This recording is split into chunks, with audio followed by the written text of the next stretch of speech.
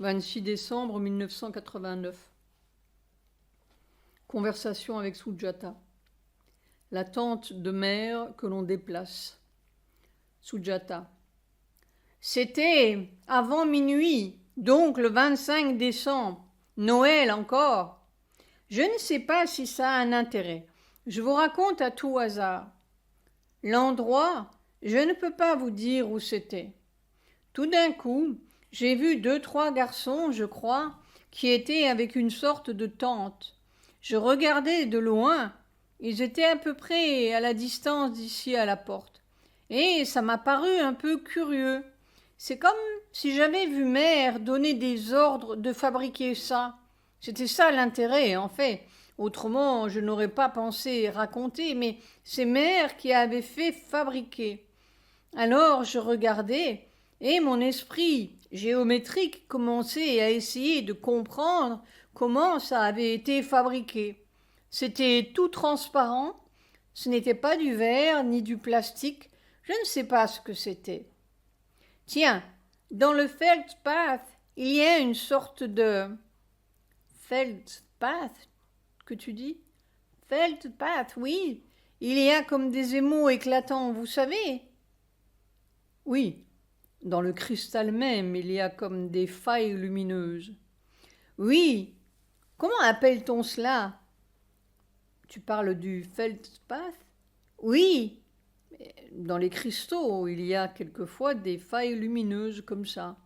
Oui, et quand on le prend, c'est comme si on voyait à travers. J'ai oublié le nom. Mica? Mais le mica n'est pas transparent. Je ne sais pas. Maintenant que j'y pense, c'était comme une sorte de mica. Et puis, il y avait comme des sortes de bandes blanches un peu crème, comme les murs de votre chambre. Ce n'est pas blanc blanc, c'est blanc cassé. Alors il y avait comme 4 bandes larges comme ça. 10 centimètres, 15 centimètres? Oui, peut-être 10, 12 centimètres. Je voyais de loin et je ne comprends pas les proportions. Qui retenait la chose transparente? Ces choses transparentes, c'était des tentes. La tente, oui. Il y en avait 2. Une. Oh, une. Oui, une. Pour retenir les côtés, donner de la solidité, j'imagine. Alors, j'ai vu ces gens-là qui essayaient d'installer la tente. Ils étaient occupés et ça m'a paru un peu bizarre. Et c'est mère qui avait fait fabriquer. Puis, après, il fallait se réfugier dedans, mais pas à l'endroit où ils avaient mis leur tente. Ensuite, j'ai fait quelques pas, et puis, vous savez, quelques pas dans les rêves, ça change tout. Et il y avait une sorte de voiture blanche aussi, dont la partie de devant, avec le moteur, détachable. Alors, avec ça, on allait tirer cette tente pour... Avec le moteur? Avec le moteur et la partie avant de la voiture, ça allait être tiré et posé ailleurs. Alors, le chauffeur ou le mécanicien, je ne sais pas qui c'était, mais il m'a expliqué, voyez comme c'est facile, c'est en 2 parties. On peut laisser la partie arrière et se servir de cette partie avant. Il m'expliquait comme ça. Et en fait, on a attelé la tente avec ce moteur et on allait l'installer ailleurs. J'étais là ou pas là? Je n'en ai aucun souvenir. Je n'ai aucun souvenir de qui que ce soit. Et alors? C'est tout. Oh, c'est tout. C'est tout. Silence. Curieux. C'est mère qui avait décidé ça? Oui. Qui avait fait construire? Oui. Et qui avait décidé que ce n'était pas l'endroit? Ça, je ne peux pas vous dire. Tout ce que je peux dire, c'est que c'est mère qui avait fait construire avec ce dessin, comme ça, et qu'il fallait se réfugier dedans. Il fallait se réfugier. Se réfugier qui? Tu ne sais pas. Je ne peux pas vous dire qu'on devait être dedans. Dans ta sensation maintenant, le on c'est qui? J'ai l'impression que c'est nous, un peu, et pas les gens qui étaient en train d'installer ou qui tiraient. Ce n'était pas... C'était des ouvriers. Oui, des exécutants. Les exécutants, oui. D'habitude, c'est moi qui exécute. Oui, mais non, ce n'était pas vous. J'ai l'impression que mère voulait que... C'était un peu destiné à nous, quoi. Eh bien, dis donc. J'espère que ça ne veut pas dire qu'il faut partir ailleurs. Aller poser sa tente ailleurs, se réfugier ailleurs. Oh!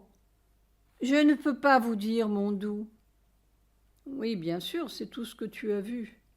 Oui, mais ce que j'ai senti, ce que je peux vous dire, c'est que c'était la protection de mère. Oui, évidemment. N'est-ce pas? Cette tente qu'elle avait fait fabriquer spécialement. Si on était dedans, on était out of harm, à l'abri. Oui, out of harm. Mais ça, je suis très conscient qu'il nous protège de ça, tout à fait. Mais est-ce que ça veut dire qu'il va falloir changer d'endroit? Mais cette voiture que j'ai vue avec les deux parties séparables, le moteur et la... C'était ce que j'appellerais gleaming white, blanc brillant. C'était très blanc, très blanc. Oui, et c'est comme une action de mère, évidemment. Eh bien, s'il faut fiche le camp ailleurs, rire. Oh, s'il faut aller ailleurs, elle nous le dira. Oui, elle nous y conduira. Ce sera impératif. C'est ça que je sens, n'est-ce pas? Ce ne sera pas du tout arbitraire.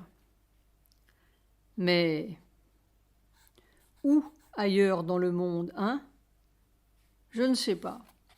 Parce que le ailleurs, c'est partout pareil. Mais curieusement, cette tente ne me paraissait pas très grande. Ça avait la forme d'un igloo un peu. Non, pas tout à fait, non. Eh bien oui, ce sont des choses individuelles. Une tente, ce n'est pas fait pour mettre des dizaines de personnes. Non. On est loin d'avoir passé le pire. Vous pensez que le pire est à venir? Oh oui, le pire est à venir, tout à fait. Silence. On commence à... Non, je ne veux rien dire et il n'y a rien à dire. Mais je suis convaincu que nous sommes dans le crépuscule bien fort et maintenant on rentre dans la nuit. Avant l'aube? Oui, avant le changement. Silence. Il ne faut pas se faire d'illusions. Les forces qui règnent sur le monde depuis des siècles, sinon des millénaires, elles sont puissantes et elles ne lâcheront pas comme ça. Vous ne pensez pas que ces événements font boule de neige? Oh, tout fait boule de neige depuis 1940. Vous ne pensez pas que ça va beaucoup plus rapidement? Oh oui, nécessairement, je pense que ce n'est pas loin. De plus en plus rapide. Oui, de plus en plus rapide et de plus en plus collectif ou mondial, n'est-ce pas? Oui. En fait, tu regardes partout et partout il y a du sang. Partout il y a du meurtre. Partout il y a des horreurs. Ah oui, partout. Mais ce n'est pas encore officiel dans beaucoup de nations, mais c'est là. Bon, eh bien, avant que quoi que ce soit puisse changer, d'abord il y a cette formidable population qui n'est même pas humaine, et puis il y a des pays comme la Chine, il y a des pays comme l'Amérique, qui sont des repères de la Soura. Mais tout ça, il faut que ça change. Alors c'est... Remarque, tout ça peut changer très vite, par des circonstances que l'on ne connaît pas, mais tout d'un coup, on ne sait pas comment, c'est fait. C'est fait ou ça démarre.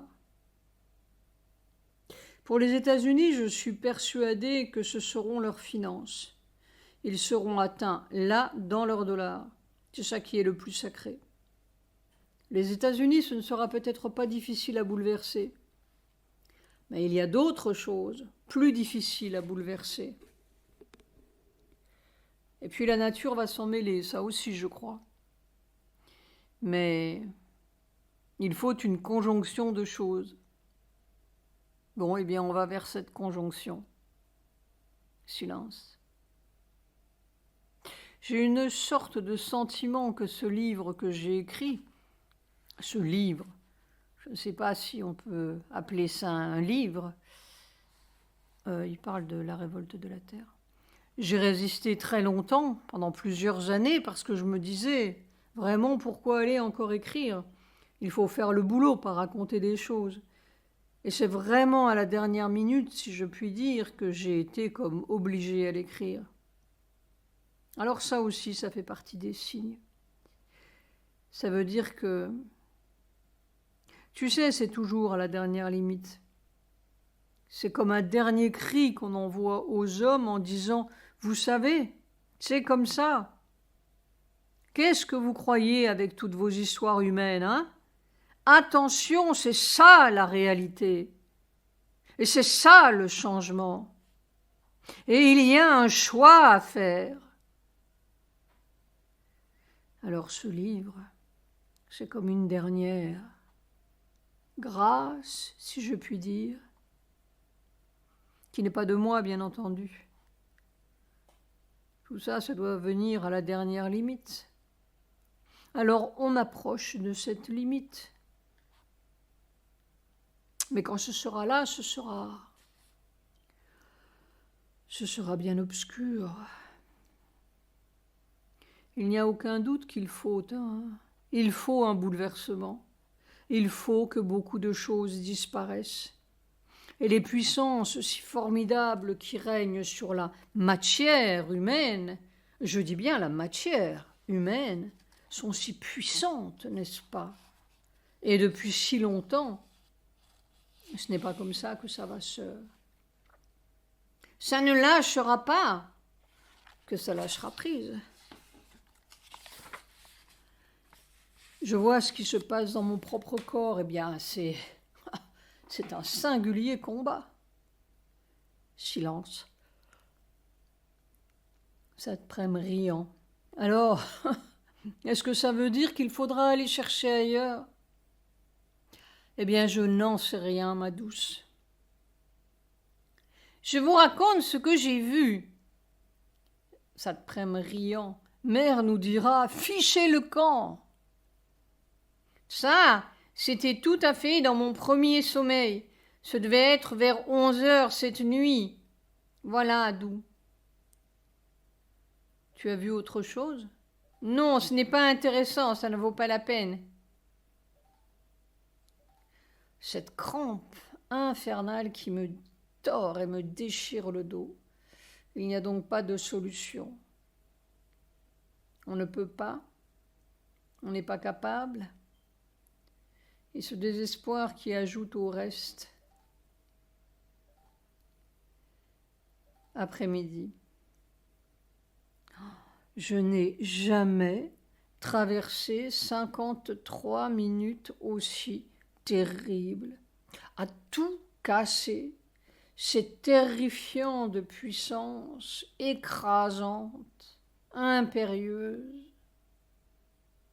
Et comment je suis debout? Mon dos aurait pu casser à chaque seconde de ces 53 minutes. Comme une jarre mal cuite, disait le Veda Sri Aurobindo. Soir. Et puis c'est le long supplice respiratoire, avec chaque respiration, jusqu'à ce que j'arrive à m'endormir. C'est ainsi. Jusqu'à quand? Chaque respiration déchire tout le dos. On ne respire pas avec les poumons, on respire avec ces méridiens de part et d'autre de la colonne vertébrale. The Hindu, 26 décembre. 10 morts au cours d'un exercice militaire au Pakistan. Islamabad, 25 décembre. La presse a rapporté lundi que 10 soldats ont été tués durant le plus vaste exercice militaire jamais effectué au Pakistan. 200 000 hommes y étaient engagés et il a duré 3 semaines. L'exercice, dont le nom de code est Jarb-e-Momin ou coup du musulman, a pris fin après qu'il ait démontré, citation, l'invincible défense de l'indépendance nationale du Pakistan, aurait déclaré, selon le compte-rendu, Mirza Raslan Beg, le général en chef de l'armée. Citation. 10 hommes de l'armée pakistanaise ont offert le sacrifice suprême en suivant les ordres d'Allah Tout-Puissant sur la défense préventive, a-t-il déclaré dimanche, selon les officiers et soldats, à Bakar, à 300 km au sud-ouest d'Islamabad.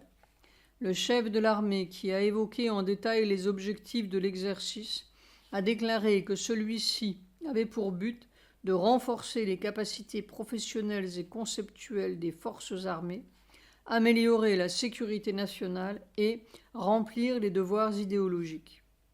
Il a déclaré que l'apparition de nouvelles armes durant les 10 dernières années appelait à un changement tant au niveau de la conception que de la stratégie militaire dans les ajustements organisationnels depuis le plus haut sommet de la hiérarchie jusqu'à l'unité de base. Le second objectif était de renforcer la sécurité nationale, dit-il, en ajoutant que la nation tout entière attendait de l'armée qu'elle la protège d'une agression étrangère, mettant l'accent sur la nécessité de remplir des devoirs idéologiques. Le général Beg a déclaré qu'Allah ordonne à tous les musulmans de toujours rester prêts et que l'armée pakistanaise, en procédant à cet exercice, s'était conformée à un ordre divin et avait rempli son devoir religieux. Il a affirmé que la lutte implacable menée par le peuple afghan avait non seulement repoussé l'agression, mais aussi ébranlé ses fondations mêmes. Citation. C'est grâce au djihad en Afghanistan que les chaînes de l'agression sont en train de se briser et que plus de territoires de la région affirmeront bientôt leur volonté nationale, a-t-il déclaré, région du Cachemire. Pendant ce temps, l'exercice High Mark de la force aérienne pakistanaise a pris fin hier soir. Le chef de l'armée de l'air, Marshal Hakimullah, a déclaré que l'exercice a encore une fois démontré que la force aérienne pakistanaise était prête et capable de mener sa mission en cas de guerre. Hitler parlait de même au nom de l'Allah de la race supérieure. Armés par les Chinois et les Américains, ces trois-là représentent le dernier danger du monde. Croire que ces fanatiques n'essaieront pas d'utiliser leurs bombes est une illusion. Mais voyons ce que fera la main divine, M majuscule. 27 décembre 1989, la révolte de la terre est sortie. Fin du tome 9. Merci, Satprem.